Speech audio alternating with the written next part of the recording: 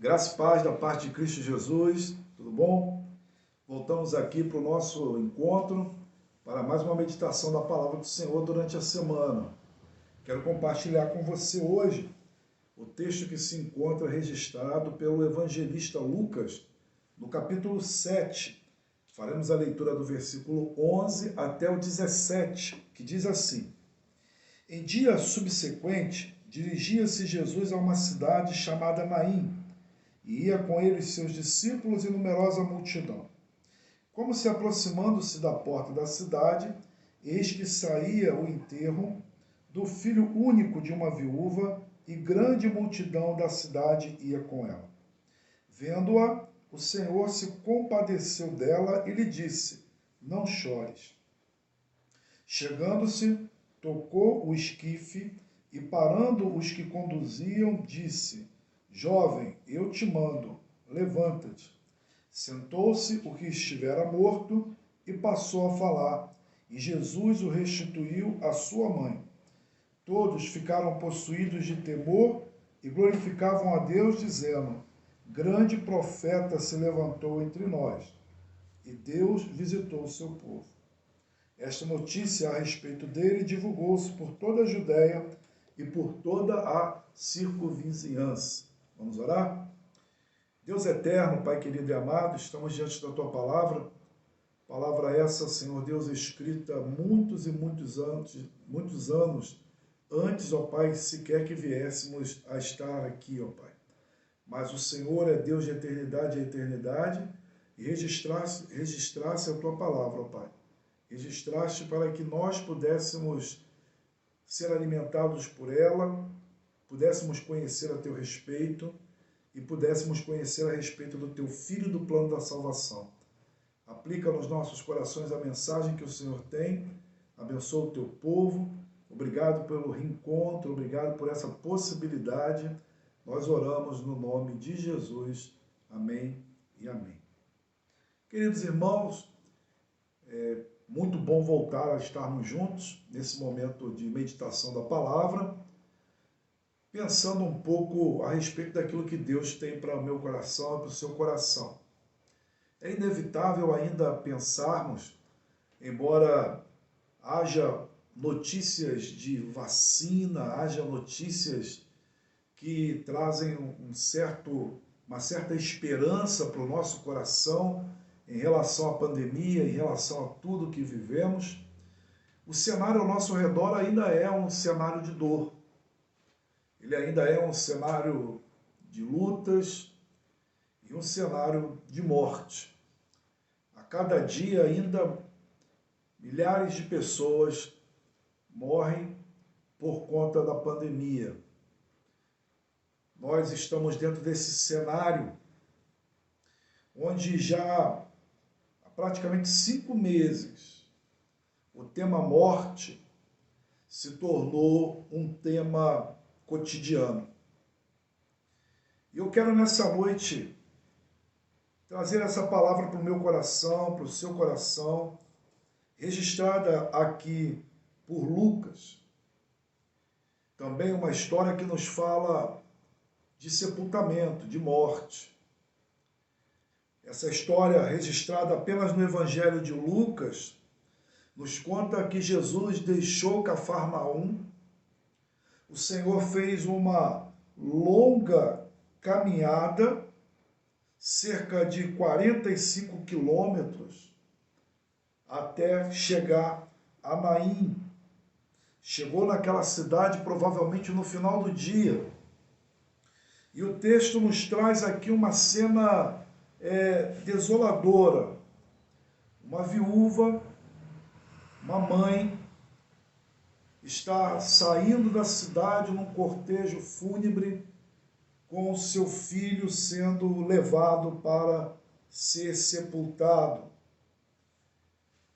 Era habitual nessa época que o falecimento, o sepultamento fosse fora da cidade. Os judeus não faziam o seu sepultamento dentro da cidade, faziam fora da cidade. Então, normalmente, eles eram levados para fora e geralmente no mesmo dia do falecimento.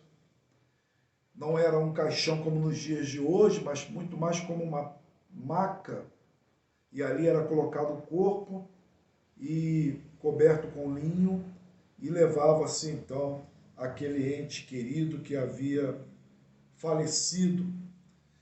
Jesus então vem e encontra esse cortejo à porta da cidade. E esse corpo está ali sendo levado por uma grande multidão.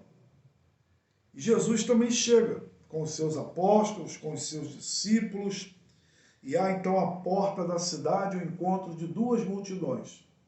Há o encontro aqui dessa multidão envolvida pelo movimento da morte. Essa multidão envolvida pelo luto. Essa multidão envolvida, e podemos imaginar, com o som do choro da mãe que leva o seu filho.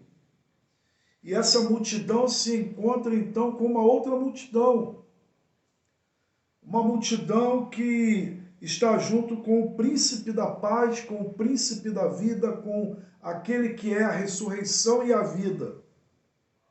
Essa multidão, com certeza, pela narrativa bíblica do ministério de Jesus, Jesus vinha falando a respeito do reino, a respeito da sua pessoa, promovendo curas, promovendo milagres. Então há sim uma multidão com Jesus envolvida por esse sentimento de alegria, por esse sentimento de contemplar aquilo que vai além da razão, de surpresa positiva.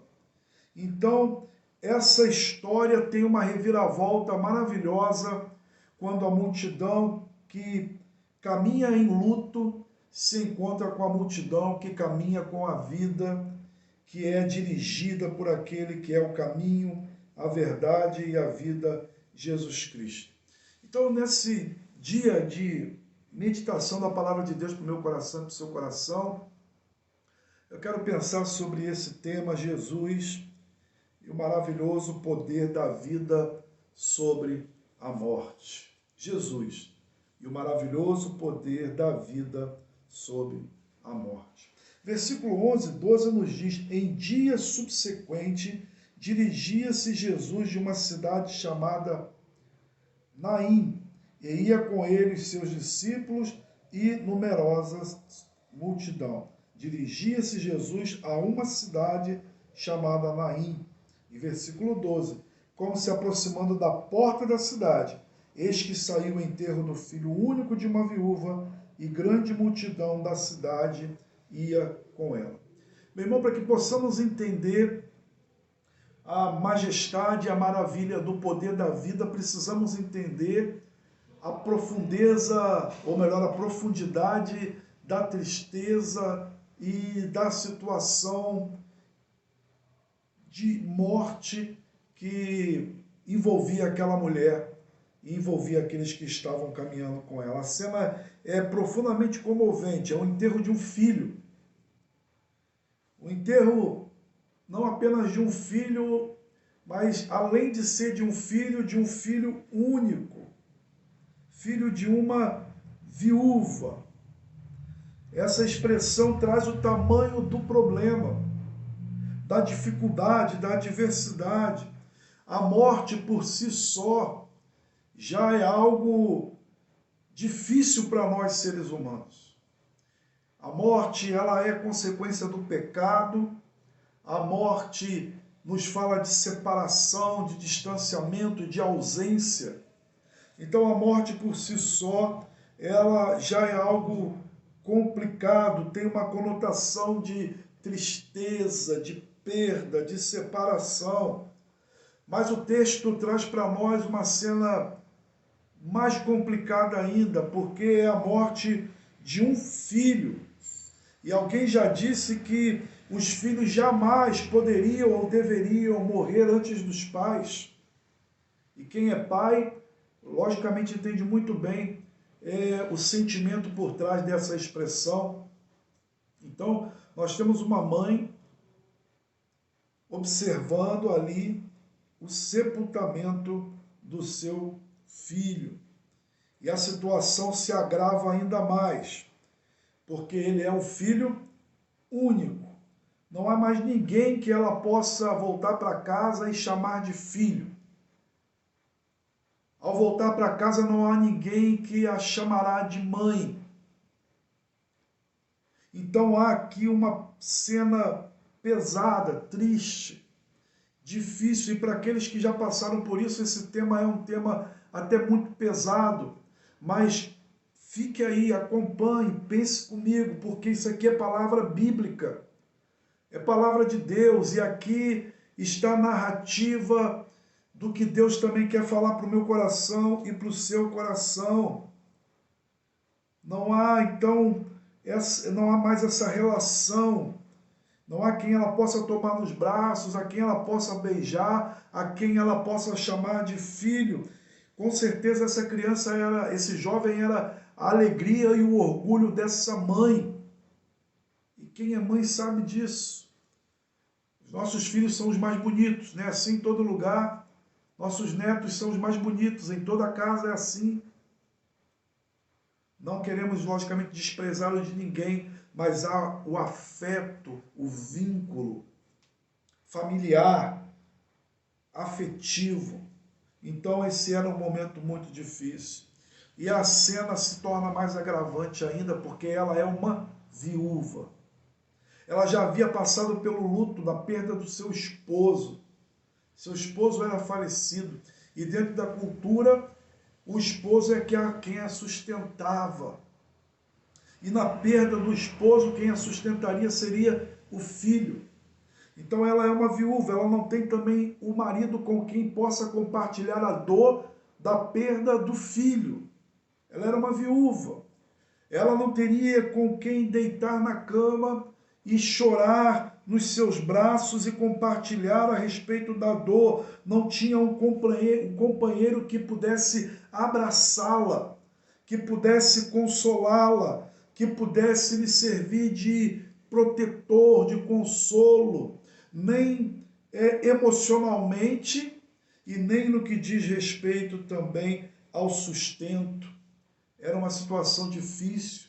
Mulher, numa cultura patriarcal, dependia de um homem, do marido ou do filho, para que pudesse sustentá-la. Então, ela perde pela segunda vez o seu arrimo, seu apoio, o seu sustento, o seu protetor. Pesa sobre ela essa dura realidade de perda, de luto, de abandono.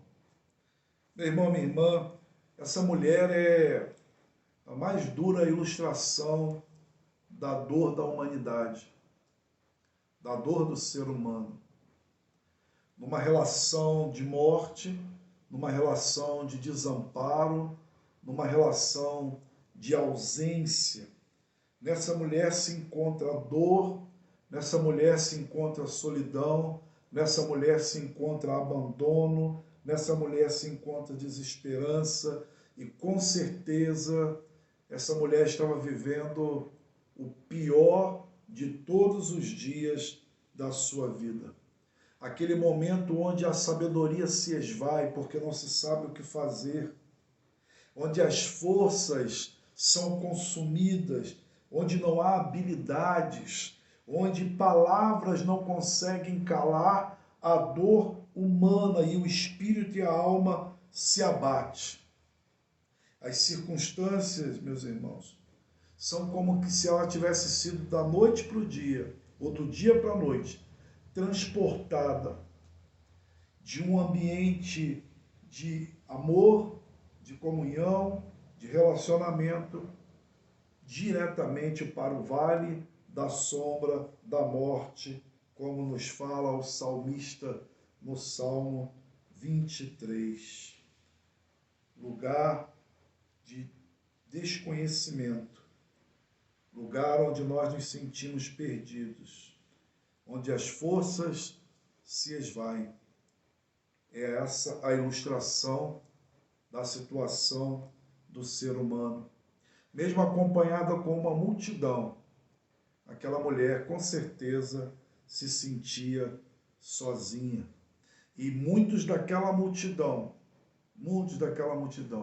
sabiam muito bem que sentimento é esse. E por onde aquela multidão passava, pelas janelas, as pessoas que estavam na rua identificavam aquela multidão com a morte, com a desolação, com o lamento, com o choro. Mas é no pior dia da vida dessa mulher que ela tem um encontro com a pessoa de Jesus. Jesus encontra essa mulher no pior dia da sua vida. Jesus encontra essa mulher no fim do dia, mas o dia ainda não havia acabado. Jesus encontra essa mulher saindo da cidade para chegar ao lugar onde sepultaria o seu filho, mas o seu filho ainda não havia sido sepultado. E Jesus vem e encontra aquela mulher. Em primeiro lugar, então, que eu quero trazer para mim, para você, de aplicação, é que, primeiro, duas realidades existem. Primeira, a realidade do ser humano sem Deus é a realidade explícita na vida dessa mulher. A minha vida e a sua vida sem Deus é uma vida que caminha com os que apenas têm motivos para lamentar. São aqueles que caminham com a vida toda sendo acompanhadas pelo luto, sem esperança, embora haja multidão, embora haja encontros e esbarrões com aqueles que caminham juntos, o sentimento é de luto, é um sentimento onde a vida perde o brilho, onde as forças se esvaem. Essa é uma realidade de vida sem Deus, ela não tem perspectiva. Tudo que se faz é viver caminhando em direção ao sepulcro, caminhando em direção à morte. A pessoa sem Deus, sem Cristo, a sua vida é uma trajetória para a morte. Ela já está morta nos seus delitos e pecados, como nos diz Efésios, o apóstolo Paulo escrevendo aos Efésios, capítulo 2, mas ela é também um caminhar para a morte eterna. Essa é a primeira realidade. Mas há também uma segunda realidade. A realidade de que mesmo em Cristo Jesus, mesmo que não estejamos caminhando com a multidão para a morte, nós continuamos no mundo envolvidos por um mundo em morte.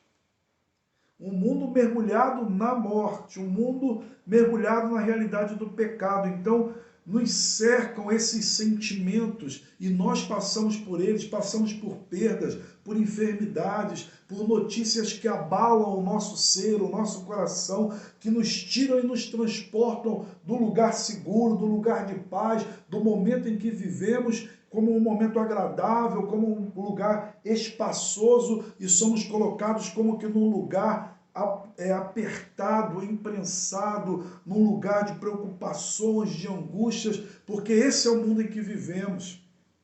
Não apenas por conta da pandemia, mas por N situações que ocorrem na nossa vida de ser humano. Quem nunca perdeu alguém, quem nunca experimentou o luto real na vida, faz parte dessa vida, esses momentos, mas assim como Jesus Cristo veio e encontrou aquela mulher no pior dos seus dias, o Senhor também vem ao nosso encontro.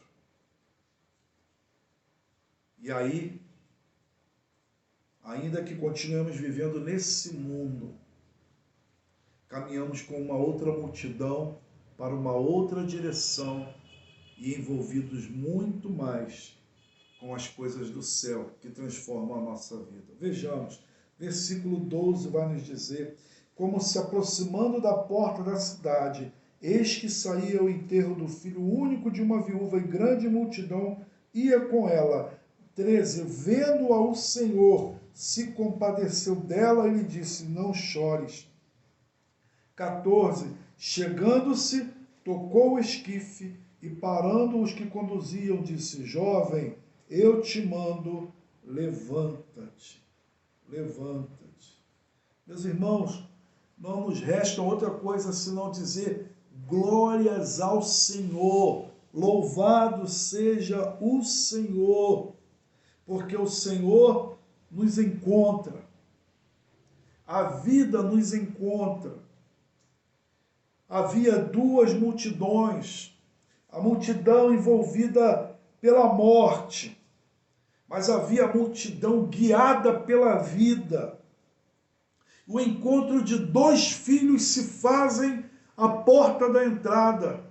O filho da viúva, um filho morto, um filho que não estaria mais com a sua mãe, e o Filho de Deus, o Verbo encarnado, aquele que vem em obediência ao Pai manifestar a vida.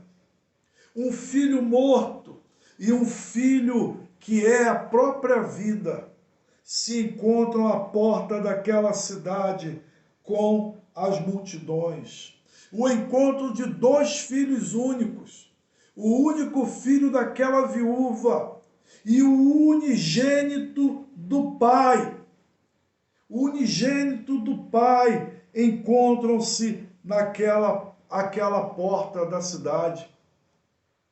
Duas multidões, uma guiada, uma motivada por um filho morto, e outra multidão motivada e guiada pelo unigênito do Pai, que é a vida e que é o próprio Deus encarnado. Um filho morto e um filho vivo. Um filho que passaria pela morte e ressuscitaria, e um filho que estava morto e experimentaria a ressurreição pelas mãos e pela graça e pela maravilhosa bondade de Deus. Um estava vivo, mas destinado a morrer em nosso lugar, e o outro estava morto, mas destinado a viver pela graça maravilhosa de Deus. Se de um lado há uma multidão envolvida pelo luto, pela tristeza, pela angústia, do outro há uma multidão envolvida pelos ensinos do reino, pela vida da pessoa de Cristo Jesus, pela alegria que excede todo o entendimento, pela manifestação da glória de Deus entre os homens. Uma multidão estava no deserto e a outra multidão caminhava com a fonte de água viva. Maravilhoso é ver, meus irmãos, que a viúva estava caminhando em direção ao cemitério e no caminho da morte ela se depara com o caminho da vida. E o caminho da vida, que é Jesus, invade o caminho da morte, interrompe o processo e a rota da morte. E aí então jorra a vida sobre a vida daquela mulher, porque Jesus Cristo mesmo disse: eu sou o caminho, é a verdade e a vida, e ninguém vem ao Pai senão por mim. João 14, 6. E Jesus Cristo aqui traz essa declaração: eu sou, que é uma expressão grega, egoimi, eu sou. E essa expressão era usada quando alguém queria dar ênfase à sua pessoa. Eu mesmo, eu sou. Jesus Cristo diz assim.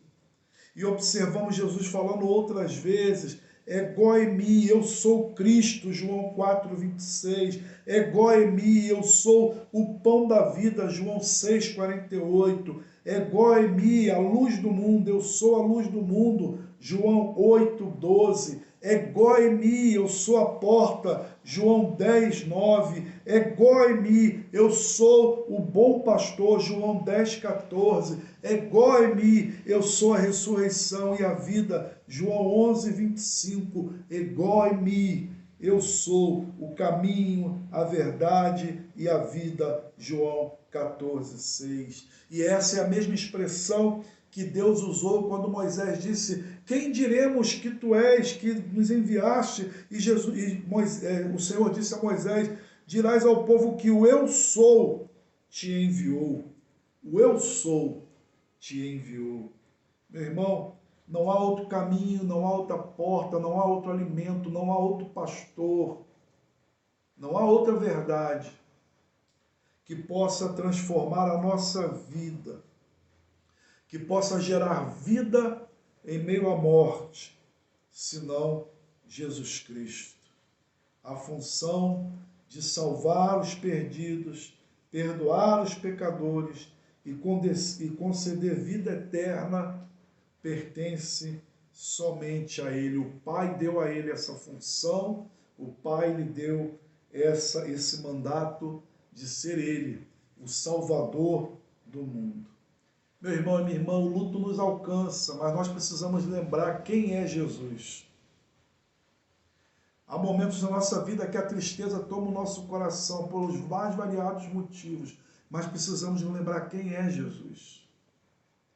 Às vezes somos tomados como se nós estivéssemos em uma procissão, já experimentado a vida, numa procissão de morte, de funeral, uma procissão para sepultar alguém ou alguma coisa. Mas precisamos lembrar que Jesus Cristo, Ele é o autor da vida. E aqueles que se encontram mortos nos seus delitos e pecados, aquele que ainda não encontrou e não tem Jesus como Senhor e Salvador da sua vida, precisa entregar-se, render-se à realidade e à verdade de que a salvação está e somente está na pessoa de Jesus Cristo. Se o luto nos alcança, se a tristeza tem alcançado o teu coração, se o luto, se a depressão, se a angústia, se o medo do amanhã, em meio à pandemia, em meio a todas as coisas, se perseguição nos alcançam, se nos alcançam o mal, nos lembremos que, embora o mal muitas vezes esteja acompanhado de uma multidão, o Senhor Jesus Cristo é infinitamente maior do que todas as multidões. E em terceiro e último lugar, meu irmão, minha irmã, nós vamos perceber que onde a vida chega, o luto já não faz mais sentido. Entendamos isso. Diz o texto, versículo 13 ao 15. Vendo-a o Senhor se compadeceu dela e lhe disse: não chores. Chegando-se, tocou o esquife e, parando os que conduziam, disse: jovem, eu te mando, levanta-te. Sentando o que estivera morto, e passou a falar, e Jesus o restituiu à sua mãe. O texto vai dizer que não há mais razão para que essa mulher esteja envolvida com toda aquela tristeza, com todo aquele luto, com toda a desesperança, com toda a angústia, porque Jesus Cristo se compadeceu dela. O Senhor teve compaixão daquela mulher. O Senhor a viu, não apenas como mais uma viúva em Israel. O Senhor olhou para aquela mulher e viu o seu coração, a amou, se colocou junto com ela no seu luto e na sua tristeza. O Senhor se compadeceu dela. Meus irmãos, o Senhor age com graça e misericórdia também sobre as nossas vidas. Essa mulher vê Jesus, mas ela não grita. Ela não fez como o cego Bartimeu: Jesus, filho de Davi, tem misericórdia de mim. Mas Jesus viu. Nem sempre eu e você clamamos, nem sempre fazemos como devíamos, mas o Senhor tem compaixão de nós. Outras vezes clamamos e o Senhor tem compaixão de nós, porque o Senhor é bom, porque o Senhor é bom e a sua misericórdia dura para sempre. Jesus sabia quem ela era e Jesus se compadeceu.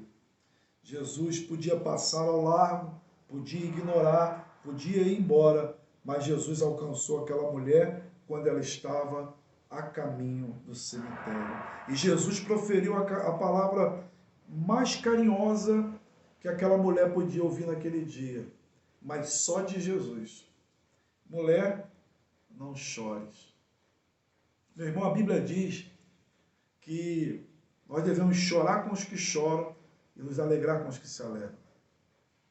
Porque nós não temos o poder de fazer cessar o choro de quem chora.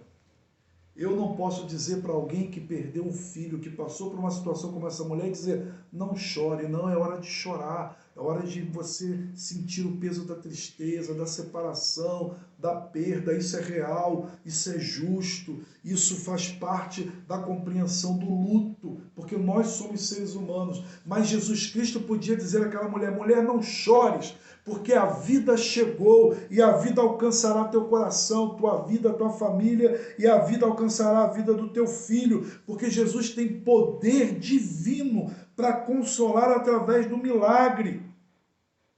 E esse não chores representa aqui um vigoroso prenúncio do grande e pleno não chores que nós, cristãos, temos da parte de Deus, porque para nós não haverá mais choro e luto. Nós não vamos para um lugar onde há pranto e ranger de dentes.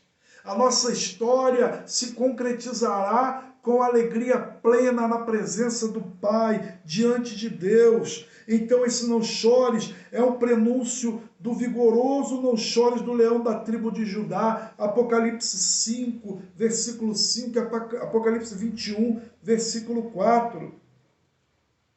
Então Jesus se dirige a ela e diz, e aí então ele vai se dirigir ao jovem morto. Os carregadores que, segundo o costume, caminhavam rápido para o sepultamento, são interrompidos na sua trajetória. No texto não diz que Jesus tocou no morto, mas diz então que Jesus Cristo tocou no andor, naquele esquife, no andor. E Cristo então diz para ele: jovem, eu te digo, levanta-te. E a palavra da vida, ou palavra de vida que saiu dos lábios de Jesus, alcançaram os ouvidos daquele jovem. E o céu operou milagre naquele dia. E o príncipe da vida gerou vida em quem estava morto. E aquele jovem, então, se levanta, sozinho, e começa a andar. Vivia novamente, como se jamais tivesse morrido. Num gesto de ternura, meu irmão e minha irmã, num gesto de misericórdia e de compaixão, Jesus pegou o menino e o entregou à sua mãe, que agora volta para casa, transbordando de alegria, celebrando festa, porque o seu filho que estava morto, agora estava novamente vivo. A cena toda lembra o que acontecerá quando Cristo voltar, meu irmão e minha irmã. Quando o Senhor vier nos ares e os nossos entes queridos, como diz 1 Tessalonicenses capítulo 4, ressuscitarão. E aqueles que morreram em Cristo Jesus voltarão à vida.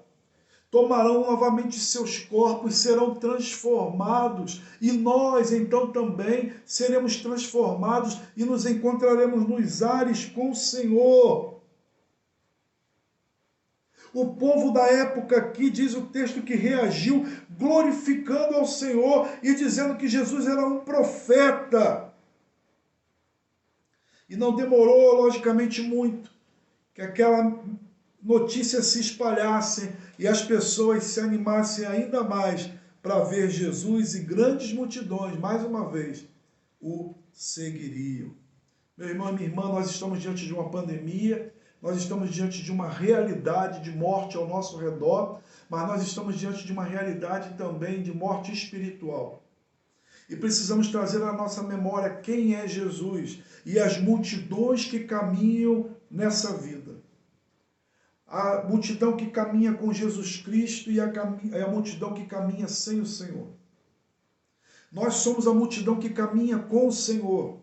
Então não faz sentido mais para nós o luto. Não o luto no sentido literal de perder alguém. Este faz sentido, porque é a dor humana, a expressão humana. Nós não fomos transformados, estamos ainda nesse corpo. Mas não faz o sentido de um luto como quem não tem esperança.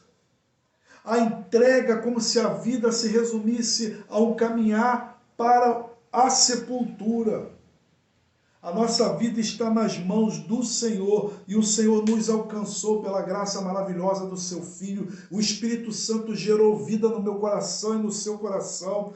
Deus tem nos alcançado nessa vida, com milagres atrás de milagres, e muitas notícias assombram o nosso coração, nos assustam, mas a graça do Senhor e o milagre do Senhor já transformou muitas e muitas vezes e continuará operando na nossa vida, fazendo do nosso luto momentâneo festa diante do Senhor. O salmista diz que o Senhor transformou o seu luto em festa, porque o Senhor gerou vida na sua vida. Deus nos alcança, meu irmão. Algumas vezes teremos que clamar: Senhor, tem misericórdia de mim. Outras vezes não teremos força para clamar, ou não estaremos nem atentos que devemos clamar, mas o Senhor estenderá a sua mão, porque somos seus filhos. E aqueles que não são ainda devem se render aos pés do Senhor, porque só é filho aquele que tem Jesus como Senhor e Salvador da sua vida. Sobre a vida daquela mulher veio a graça de Deus como um bálsamo. Como um bálsamo. E esse milagre, ele tem uma finalidade, um propósito. Nos mostrar que Jesus é o Senhor, até sobre a morte. Até sobre a morte. Aquele jovem morreria um dia novamente, mas quem está em Cristo Jesus viverá eternamente. Eternamente.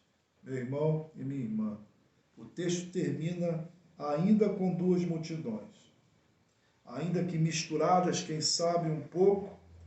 Uma sabia que Jesus era muito mais do que um profeta.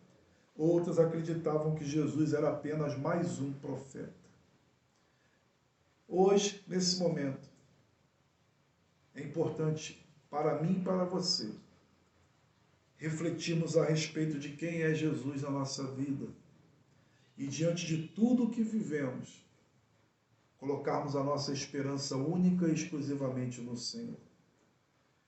Quem tem Jesus não precisa temer a morte, não precisa temer as dificuldades, as perseguições, as angústias, porque está muito bem acompanhado. Acompanhado pelo ego eimi, eu sou o bom pastor, Jesus Cristo. Ele é o nosso supremo pastor. Deus abençoe a sua vida. Deus fale ao seu coração. E se hoje, nesse momento, essa palavra chega a você e você se encontra em alguma circunstância vivendo como que em luto, existencial ou literal, ou espiritual, em qualquer um desses âmbitos, a palavra de Deus ao meu coração e ao seu coração é um convite. Entregue sua vida nas mãos do Senhor, confia nele e o mais ele fará, porque ele é o Senhor da vida. Vamos orar. Pai eterno, obrigado por tua palavra e por tua graça nas nossas vidas. Abençoa o teu povo e como aquela multidão foi, ó Pai, alcançada pela vida na pessoa do teu Filho, mais uma vez o Senhor renove sobre cada um de nós a tua graça e o teu favor. Se há alguém que nos ouve, que ainda não entregou a vida, ó Pai, aos teus pés, não, ó Pai, rendeu-se diante de ti, reconhecendo o Senhor como Deus, que o teu Espírito opere assim na vida dele para a glória do teu nome. E aqueles que já o fizeram, renova nesse momento, ó Pai, a fé, a esperança, a alegria e a confiança única e exclusivamente na pessoa de Jesus. Nós oramos. Amém e amém. Deus te abençoe. Um forte abraço. Nos vemos em breve.